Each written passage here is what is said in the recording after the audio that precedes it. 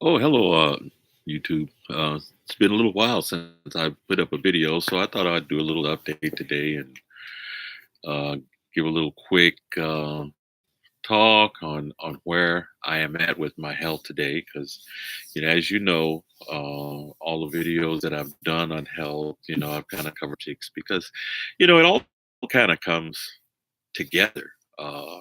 Health and our journey through life. I realize that it's all actually the same thing overall. Um, at least for me, one, see these things the way that I see them now, especially having undergone the heart attack and going to the hospital and deciding to just clean my act up. Um, but what's important is I, I realize that in America, we're so miseducated, really, intentionally. We have been intentionally miseducated in so many arenas, and when you learn to understand it, especially in this day and age with the internet, it's just great finding and being able to research information and get information on people who have been really doing these things because we know that they have been done.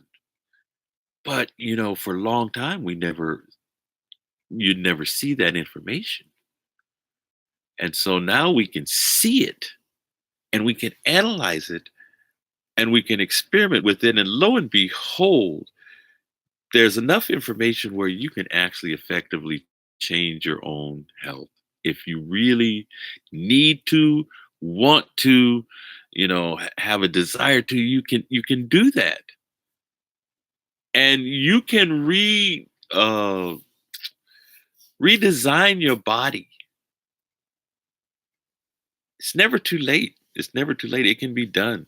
So for me, it not only happened with a massive change in the diet, but over the last 2 years, there's been a lot of other issues that have come up along the way. And any time that I would think of going to a doctor, I'd have to just talk myself out of it. It's not going to work like that. So the actual latest on the health is my skin. Believe that I've started on a method and a style of living that I've been able to smooth it out. I've been able to really get the toxins out of my body, detoxing all the time. I've slowed down on the sauna. I don't do that as much, but I've been taking stinging nettle. And I had bought a big bottle of it. I said, you know what? I'm just going to take this. So I take 3 a day with some black seed oil just to have that going through my system while I continue to really watch what I eat. Um, so now I feel like now I have to continue to really push this diet, or I shouldn't say diet, this eating plan a little further because I'm really thinking of more about fasting. I think fasting is great. Uh, I want to do more of it, and probably in the next week or so, I'll be taking some time off. So that's the plan to at least get a good 7 day fast in. I really believe that that's another thing that I need to do continuously. Intermittent fasting, regular fasting. We need to stop eating. We need to just stop. You really don't need as much food as America likes you to eat. They only want you to eat it every day because they're making money on it every day. The more you eat, the more they make. That's the way capitalism works. But, I understand. They have manipulated everything you put in your mouth enough to also manipulate your thinking. And when you get used to eating certain things,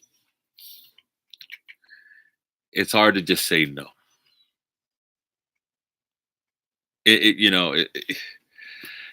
If you're the kind of person that, like barbecues every weekend or something like that, it's really hard to just say no. And I understand,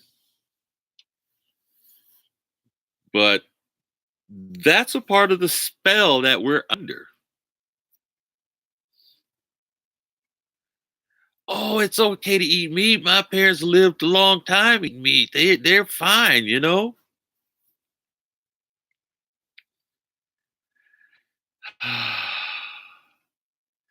When America was brainwashing the African American, they were also in Africa brainwashing the Africans too. And lately, I've come across some very interesting people who explained it in such a way where it's easily understandable how it took place, but it was very systematic and quite effective. But it is not something that can last. It's lasted maybe for a few hundred years. I think starting 1492 and the transatlantic slave trade, 800 years before that, the Arabs were taking slaves out of Africa. I mean, people have been robbing and pillaging Africa and taking us and brainwashing us and making us act stupid and do all of these other things that we wouldn't normally have been doing if he would have kept our butts in Africa somehow. But nevertheless, what happened happened. I think it happened for a reason. I think it's prophetic. There's certainly some biblical overtones to the whole history, which are undeniable for the most part. But then there's certainly a lot more information than just that concerning all of these historical events that put us right here where we are, getting sick with food. Look, the truth is America's poisoning the hell out of everybody. It's just a fact. They don't care. You know what? They'll make you sick and convince you to go to that damn doctor. And you want to believe him. You want to believe that that doctor is going to do something without saying the word cure, without alluding to that idea. He will just do something. And whatever it is, it's going to be more like masking symptoms. That's all. You look, we got to learn how to wake up and realize that you cannot cure the human body with chemicals. It doesn't work that way. It never will work that way. I don't care how much you want to believe it, how much they tell you that taking that crap is even good for you. It's toxic chemicals. Look, I have been watching drug commercials and they say it themselves. When you're advertising a product or something that a person is going to put in their body and you're using the word death as a side effect,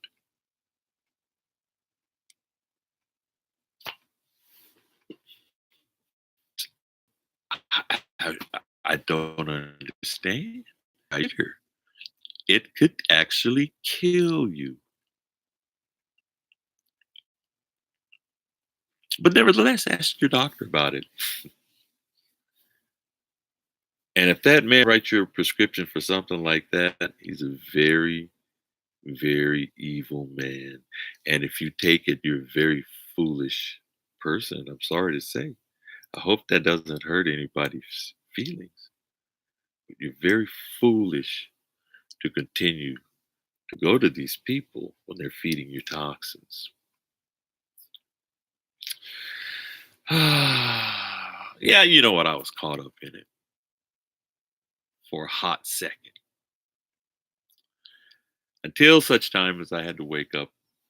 When I woke up, the veil was lifted, the entire veil, because we've been under this spell, from for a spell of misinformation and lack of information, and things that have been hidden from us, and intentionally, and then we get to through an educational system that makes sure it doesn't teach you a hell of a lot. So anyway, uh, everybody's different. We all reach our different levels of education in America, but the indoctrination, that's that's the indoctrination. All this wonderful Dr. Moonby explained it really, really good. The spell comes from religion, education, and media. And they program your subconscious to think a certain way by feeding you misinformation and making you think it's a good idea. Like for instance, the food pyramid. It's a joke, huge joke. And we rationalize that food pyramid when we're in school because they give it to us young. They indoctrinate you young, make sure they put it on the wall of your classroom. So you're looking at this thing, you're thinking, oh, yeah, eggs, cheese, meat, vegetables, grains, milk, fish. There's all of these things on there. And you think, okay, if you eat these things in moderation, why the hell do we got to eat in moderation? Why, really? Because if you have to eat in moderation, and somebody said this to me today, said, you know, he said, if you eat it in moderation, it's okay. Think moderation? I'm just gonna smoke this much crack. I'm not gonna smoke the whole rock. That's what that sounds like to me. But just smoke that little bitty rock. Hmm. I'm sorry. My brothers and sisters sometimes just sound like drug addicts because we don't want to give them up. Tastes too good. Texture and the barbecue sauces and the salt and the sugar and the molasses and spices, dead flesh, bacon and pork and ham and beef ribs and chicken and fish. And in America, the production system, the actual production system. Have you ever gone into a production system? If you haven't, watch What the Hell. Look at the production system. And they're producing the stuff that you're putting in your body. And they want to produce everything you put in your body. If they can produce everything they can put in your body, they can put the disease there. And when you get sick, the doctor is ever so happy to see you, especially if you get cancer, because a lot of the food is, in fact, cancer causing. It's what causes cancer. Food is the cause of every disease that we ever get in this country and around the world. I have no doubt. And it's a hard pill to swallow to realize this. It's all on you. If you're getting sick, it's because you're eating something that's making you sick. You're addicted to it. You love it. You want to eat it. You eat a lot of it. It makes you fat. It keeps the weight on. Your body can't get rid of it. You keep eating it. You're gaining pounds, but it tastes good. You feel good when you eat it. You're emotionally attached, and I'm stressful, going to a stressful job site, getting all messed up with these people, you go eat something because it tastes good. You're happy when you eat because you can forget about all of the shit that's going on at work, all the nasty people and the disgusting people you got to put up with day in and day out. At least you can get some relief because you can go eat something and it'll make you feel good, make your taste buds happy. Your taste buds are happy. You eat the food. It's great, man. And they condition us to do this crap until we have a goddamn heart attack or we get cancer or we get we're sick. People get sick with the flu. We get sick with colds. We get sick with this, and we go and we buy these medicines because these medicines over the counter and behind the doctor, they say this medicine is supposed to make you better, but we done already made ourselves sick because we've been eating all this damn out of this damn store. What the hell kind of system is this really? And I'm just telling the truth. But what kind of damn system is this, really? And we blindly go. I did it too until I woke up. We blindly just continue day to day, and we complain about seeing injustices in the streets of how white America still loves to kill black people, and in the street, and shoot them dead and rub it in our face and put it on the news. Oh, how my goodness, it's so sad they're still killing the black men.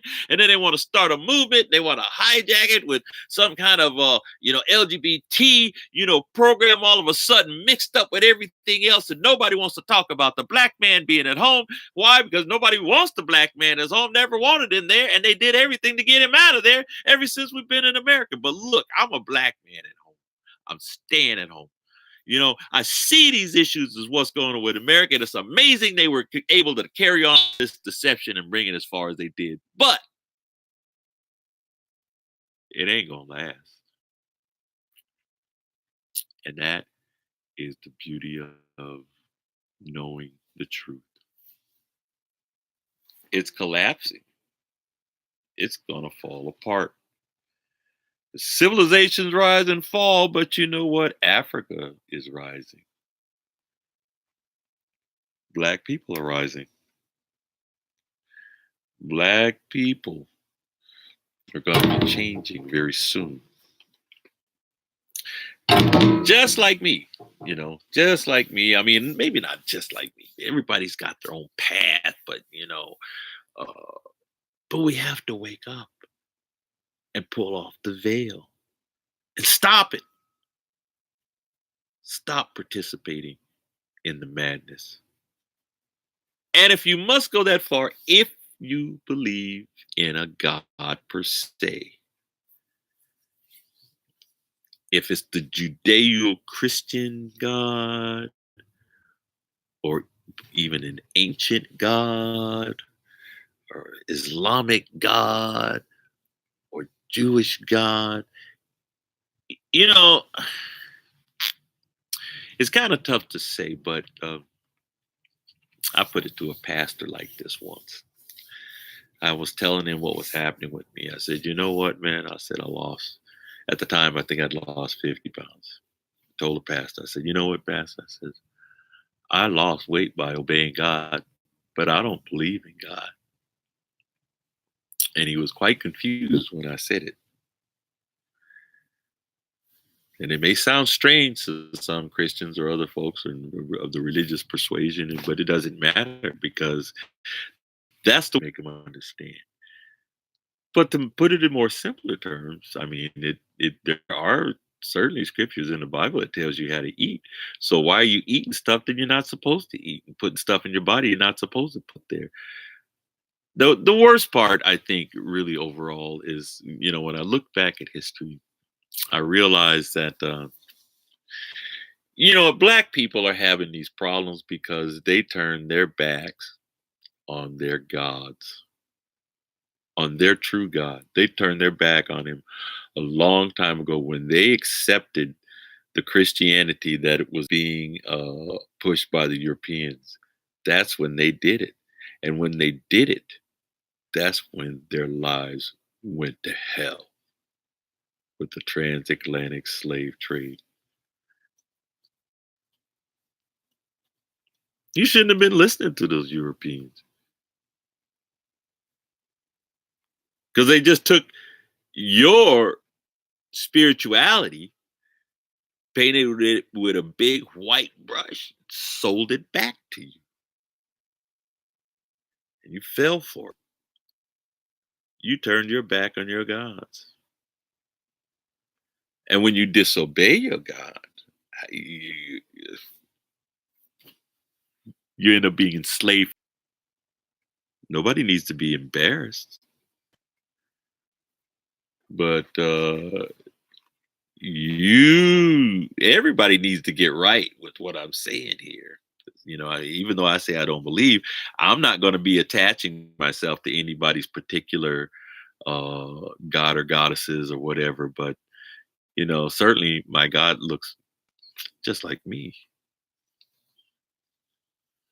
So there's certainly a long history that I have with this awakening that I've always been going through, and it was something that I've known all along that was going to take place because I was aware of it at a very, very young age.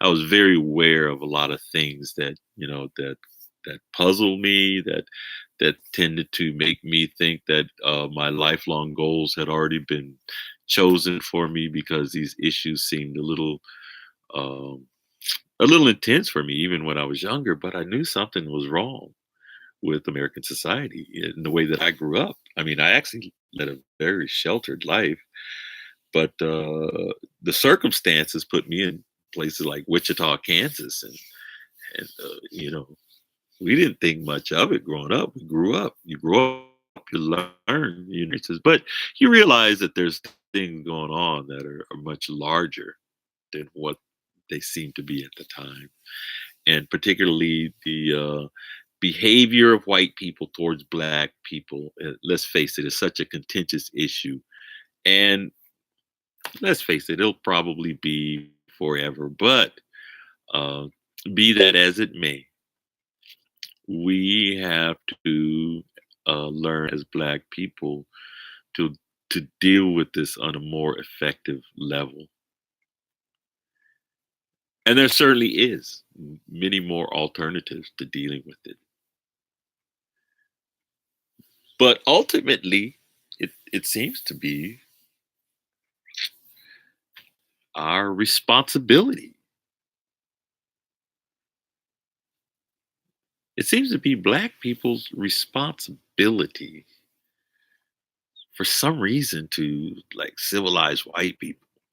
It's crazy, huh? They're not if they're not robbing our land, if they're not kidnapping us and robbing our labor, if they're not robbing our genius, if they're history, if they're not robbing our treasures. It seems like everybody just wants to rob us all the time. And here we are, just like, why they keep robbing us? You know, is that all they got to do? Sit up there and watch everything we do and copy everything we do. And I believe that, look, that could go on forever. The things that they've copied and robbed. And even in this day and age, the Africans say, hey, look, you kind of stole a lot of stuff that belongs to us. We really would like it back. What'd you think we would just forget? Oh yeah, the Europeans stole all the shit and took all our goddamn history and hid it from us. And then, gave us this false fucking persona of somebody that thinks like a goddamn European all the damn time. It's like we can't think like a European. We're not fucking European. We're not white. We may have mixed along the way, but let's get real. There's something very profound about blackness, at least my blackness. My blackness is huge. But, there's certainly something about not all whites, but there's certainly a problem with white supremacy and the way it's been operating in the world. And obviously, it's something that has to be changed. We know it has to be, and it will be changed. There's no doubt about it. I'm certainly not going to do it single handedly. It's going to be a collective. Everybody is going to have to chip in and change it, and it can be changed. It's very simple, very, very simple.